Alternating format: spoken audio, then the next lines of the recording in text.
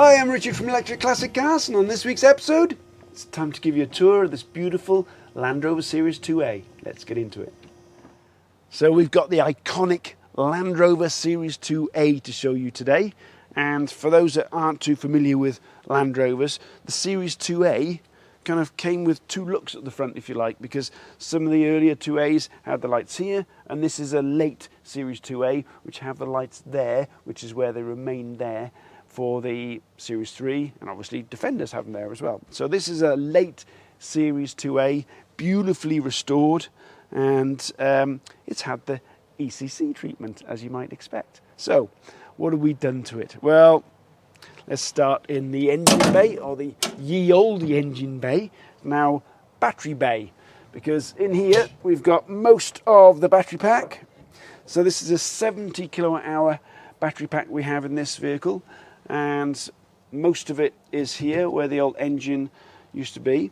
The engine, transmission and transfer box have all been removed, and down there now sits a Tesla Model 3 motor. We've got a 7 kilowatt charger here. This is used on an estate up in Scotland. So this is just AC charging, no DC charging on this one. So most of the battery pack is in here. We've got a header tank here for coolant. The radiator on the front as well. That's I believe that's the coolant for the motor and inverter. The battery one is elsewhere. You've still got a vacuum boosted brake system on here. We also have power steering on this as well.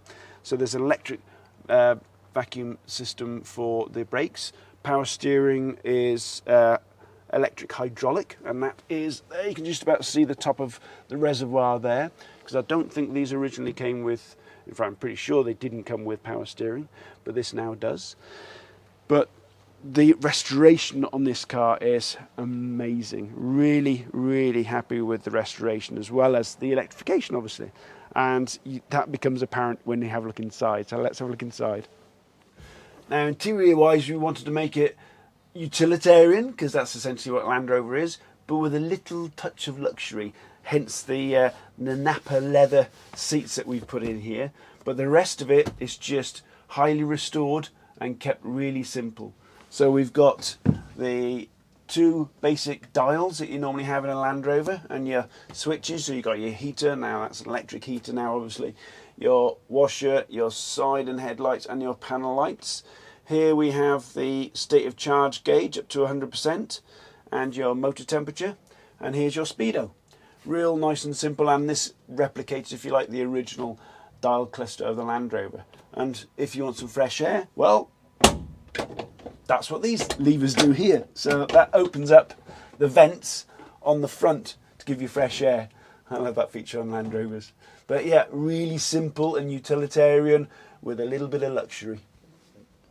Now, before I get out of the interior, I just want to show you something you cannot really do with a original diesel Land Rover, and that's be comfortable in the middle, because usually there's a massive transmission tunnel here with levers and stuff, and you kind of straddle like that. But because the electric motor is so shallow, we can make the floor shallow, and you can have quite a comfortable middle seat. And also, if you note, we've put these wood slats on the floor, which I've done a few times now in different vehicles, which makes for a nice, practical, easy, cleanable floor, if you like, in a Land Rover. So to drive this thing is as simple as a Land Rover should be. All you've got is a reverse, neutral and drive knob here, and handbrake is electric as well. So you've got no handbrake lever digging into your leg. It's just off with the handbrake, put it in D, and away you go.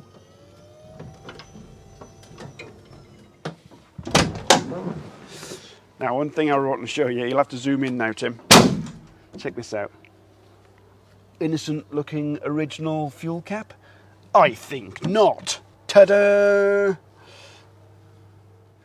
So here at the back of the Land Rover, it pretty much looks as it should be, really. I mean, you've got some LED lights that we put on.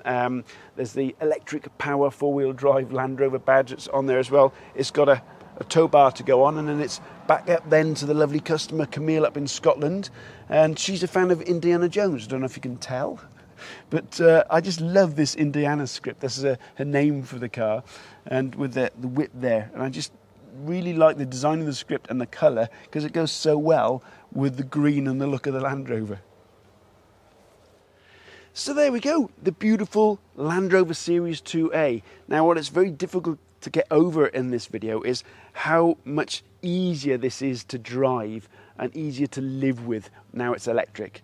And if you want to see this moving, by the way, and driving, click on the link above, because we've done a video of this out in the Wales before.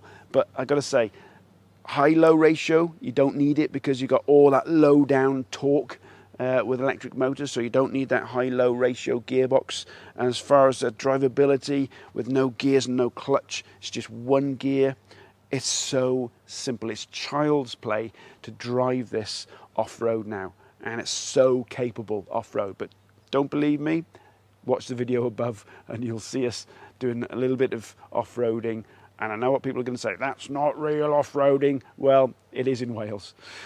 So there we go. That's the Series 2A. And I'm more a Defender fan, I must admit, because they're a little bit more refined in suspension, for instance, than the Series 2A. But Tim, you're a Series 2A fan, I think. You like this? Series Land Rover every day. Yeah, I'd really like to take that one home with me. Well, you can't, because we've got to deliver it up to the customer in Scotland next week. But I'm interested to know your comments below, please. Are you Defender or are you Series 2A? And I will read those below with interest. And on that note, I hope you enjoyed this episode, and we'll see you on the next one.